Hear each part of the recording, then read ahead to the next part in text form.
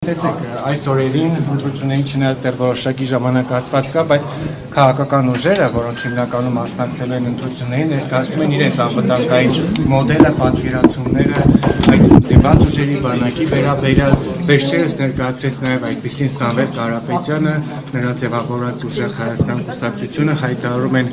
մեծ թվով դրոնների ձեռքբերման մասին, ընդհանրապես ինչպես կարձագանքեք։ Դե դժվար է հիմա ասել Սամվել Կարապետյանը ինչ-որ բան է հայտարարել։ Ես հիմա պիտի հասկանամ, մենք գործ ունենք արհեստական բանականության, թե իրական մարդու հետ, երբ իրական կլսենք նրան, գուցե այդ ժամանակ արձագանքեմ իրեն։ Բայց հաշվի առնելով, որ պրոցեսներ են տեղի ունենում եւ հասարակությունը այնուամենայնիվ նաեւ արհեստական բանականությանը առերեսվում է եւ գուցե պիտի լուրջ վերաբերվի, որովհետեւ մենք աշխատում ենք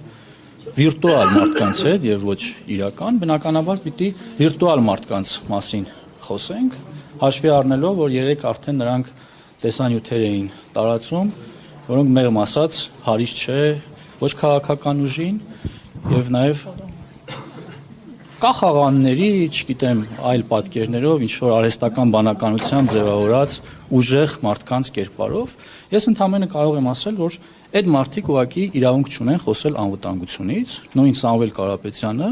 անվտանգությունից խոսելուց առաջ թող իրեն հարց տա եւ հասարակությանը պարզաբանի, որ մի գերդաստան, մի ամբողջ գերդաստան չծառայած զավակներով, որդիներով, թոռներով։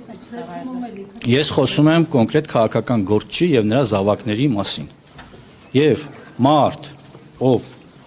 ունի մի գերդաստան, որոնց մի մասը չեն ծառայում, պիտի պարզաբանում տա եւ նոր խոսի անվտանգությունից։ Ես այլ բան իրեն չեմ ասի։ Երբ կպարզաբանեն, ինչու չեն ծառայել, ինչու Հայաստանի Հանրապետության քաղաքացի լինելով, բայց մարդիկ փախած են, ձեր ցավը տանեմ։ Հարցն է, որ այդ պարզաբանումը չի տրվել։ Նարեկ Կարապետյանը այստեղ է, Նարեկ Կարապետյանը ես փախչող չեմ ասում։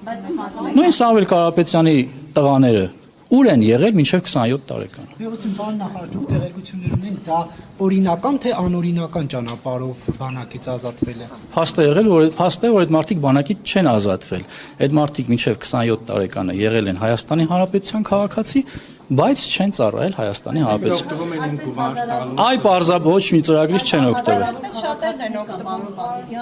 Հազարավոր քաղաքացիներ հայտ չեն ներկայացնում, քաղաքական եւ երկիրը ղեկավարելու հայտ չեն ներկայացնում։ Բայց եթե